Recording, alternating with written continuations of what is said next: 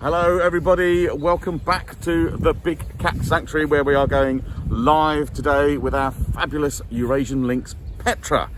We have got the guys with us today. So Harry, say hello behind the camera. Hello everyone.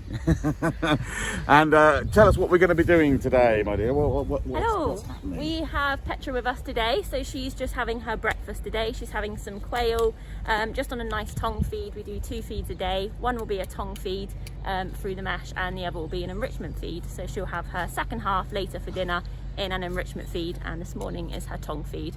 So she's tucked up in bed at the moment, but she'll certainly come over. Thank you, Becky. That's fantastic. So when we get this sort of meal for Petra, is it just part of her daily routine that happens to her? Yep, absolutely. Petra is one of our small cats, so she's one of the cats that gets fed every day, just to mimic how they would hunt in the wild. They would hunt little and often, so she'd be taking down things such as rabbits, small birds, pheasants, things like that in the wild. And this just mimics that. Our larger cats might get like a fast day in between, so that just mimics how they would hunt, where they'd be taking down large prey, they would gorge on it and then have a rest day. So as I say, yeah, Petra gets fed twice a day, every day. Excellent. So tell the guys at home maybe a little bit about Petra, her background, why is she here with us at the Big Cat Sanctuary? Petra is an 18-year-old cat. We'll see if we can get her over for some breakfast. She's our second oldest cat on site, Sophia, our Jaguar, being the oldest at 19 years old. She came to us from another collection which has since closed down, called the Rare Leopard Project, and before that she was actually due to be an actress for a company called Amazing Animals, which train up animals to feature in things like films and TV commercials, and Petra was lined up to be a part of Lynx Golf Ball's advertisement. But some cats and animals love it. They love the stimulation. They like meeting new people, having the training, visiting new places. Other cats just don't get on with it as well. And Petra was one of those cats. So she got retired from the actress life, and she's been with us for a long time since then. Come on, Petra. Not looking that interested. Nice and cozy at the moment inside. This is one of her favourite places to be, inside her box, yes? Yeah, absolutely. We'll always find her tucked up in here in the mornings and at the end of the day. And then during the day she'll often be sat up on top of it or up on this platform here looking out across the whole sanctuary, particularly now it's getting a lot sunnier and warmer. She's being out and about. I believe she had a nice bit of venison rib yesterday, so she had a slightly bigger meal yesterday, which she might still be a little bit full from, but I'm sure we can entice her over. Petra, come on! There she comes. Yes, getting a bit more interested now. So yes, so like some of our other cats, like our Palace's cats and others, so you say we're moving into spring, the clocks go forward this weekend. Yeah. So will she get a different coat that she'll be wearing in spring and in winter? She will. So lynxes are very well known for basically having a changing coat. In the winter it goes a lot more of a mellow grey colour. The spots aren't quite as obvious on them, the rosettes. And now it's coming into spring. You can see as she's coming closer, she's got a lot more of a copper look towards her. Her rosettes are coming through a lot more clearly on her coat. And this just kind of, there she goes. This is just to make sure that when the spring comes out and the leaves are on the trees again and the flowers are out, she blends in with the colours a lot more compared to when it's winter and it's snowy and there's ice everywhere and the rocks are more barren, and she'll be a lot more grey blending in with them. Great close-up of her there, and I think really just to point out to the guys at home, some of her key features with her ears and her eyes are quite specialist things for them. They really are. You can see when she looks up, she's got this nice basically white eyeliner around her eyes, and this demonstrates that she hunts in the daytime. She's a crepuscular hunter, so the white around the eyes helps draw in the sunlight just to aid their hunting, helps them see a lot better, and just kind of blends in. And then cats that cats that have black around their eyes, it does the opposite. It draws the sunlight away and keeps the sun out of their eyes. So as she's kind of hunting in the dusk and in the morning, it brings in the moon and the sunlight. Wonderful. And those little tufts on her ears, they're not just for show, are they? They're absolutely not just for show. They are a very distinctive lynx feature. It's not 100% proven why they have them, but it's believed that it could be as a way for them to signal to each other, or it could be a way of when they're jumping up high for their food, because they're very good jumpers, It's like an extension of the whiskers, so they can feel what's above them. They've got more spatial awareness, so their jumping height can be a bit more monitored, and they're not going to bang their head as they jump up on a tree branch or something that's overhanging. Very useful.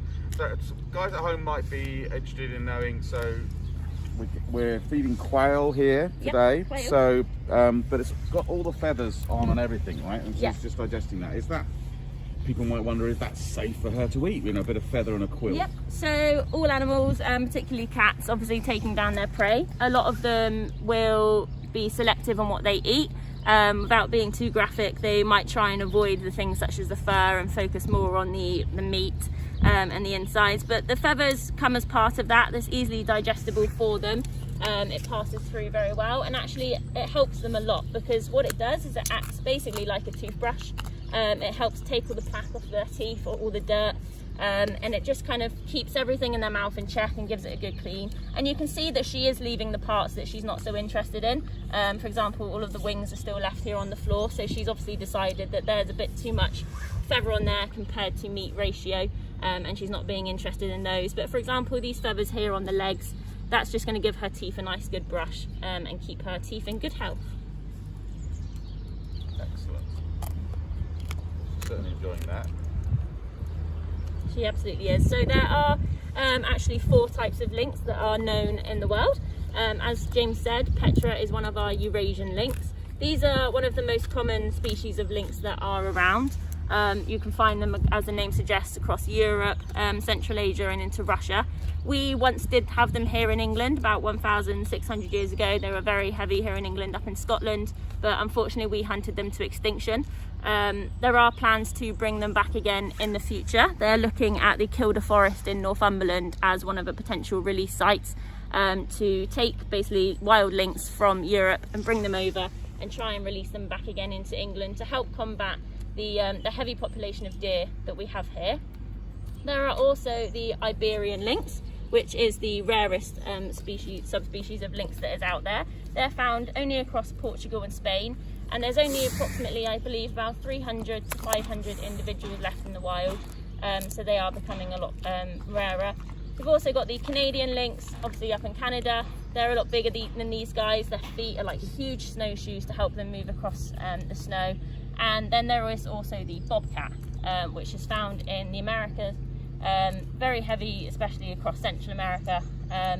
And they are slightly smaller than these guys. Their legs are a bit shorter and stockier. And whilst they have a completely different name, being the bobcat, they are still part of the lynx genus and the lynx family.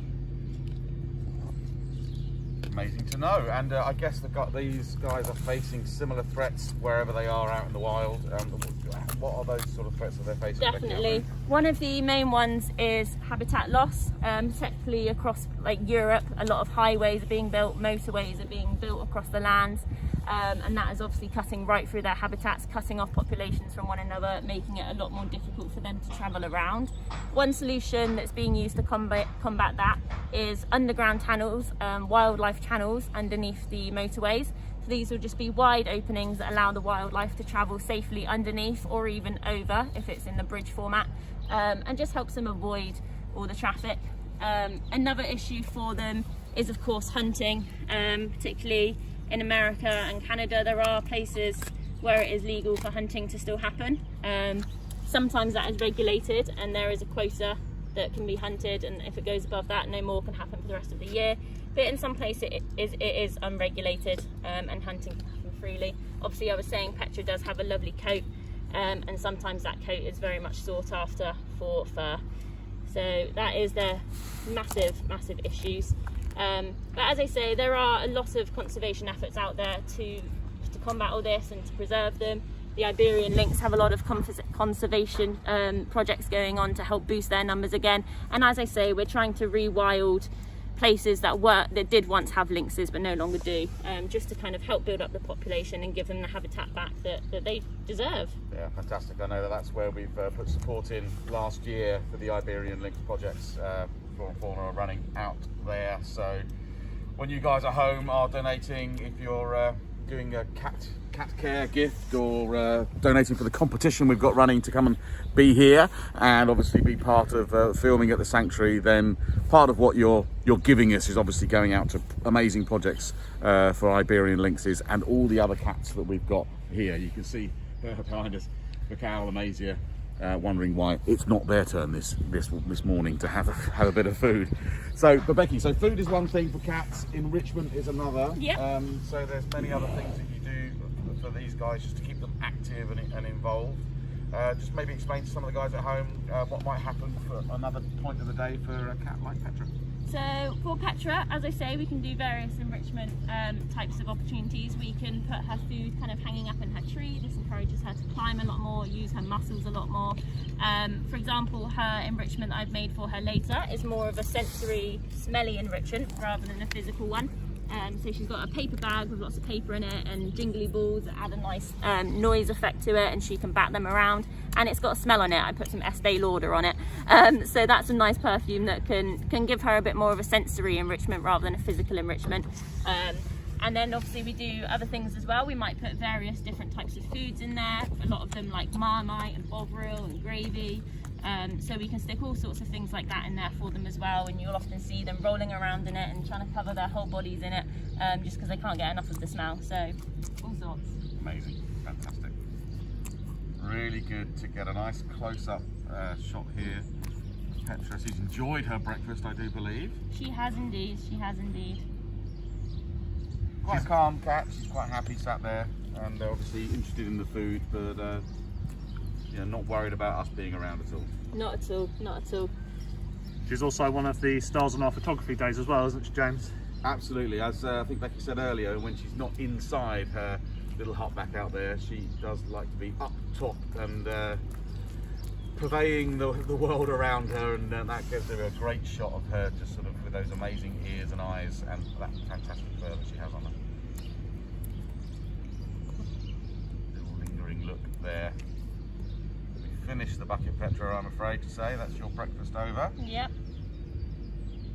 She's got the rest of the quail to come later, so she's definitely not hard done by. No, she'll have more a bit later on. Yeah. Fantastic. Thank you very much, Becky. Thank you, Petra.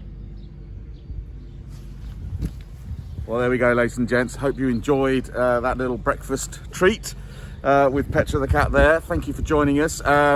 We have got more of these coming through. Obviously, the good news is we are opening up after the 12th of April. So you'll be able to come to see the cats for yourself if you're booked in. Again, once more, please, patience. We are getting around to everybody. So thank you so much for being patient and waiting for us to book you in and transfer you to another date if that's possible. But we'll have a few more lives here up until the point when we open. But then we will be going live from then on just to our Facebook supporter group. So if you haven't seen that, it's an amazing group of people who are signing up for a subscription on a monthly basis, and you get the Facebook lives as part of that. So if you want to continue seeing those on there, that's a great way to support us, to support the cats and support the conservation work that we're doing. So please have a look at that and join on. I think next week we'll be going over to see our fishy cat Aquarius and our serval girls, so more small cats. There may be a bit of enrichment. We'll find him a cuttlefish or something and throw that in there with a bit of smell on it and see what he thinks of that. Let's see what we can do with that. Small cat world is a big and important one for us as well. We are looking with these enclosures to build a brand new section over another part of the sanctuary, where these guys will have their new habitats for them, specifically designed for each individual cat and their needs. So it is fantastic news. Hopefully we'll launch more about that, but for now, Becky, Harry behind the camera, and of course Petra, the wonderful Eurasian Lynx. Thank you very much indeed for joining us, ladies and gents. We'll see you next week. But for now, a last look at Petra and a goodbye from us. Still stay safe, and we'll see you soon. Take care. Bye bye.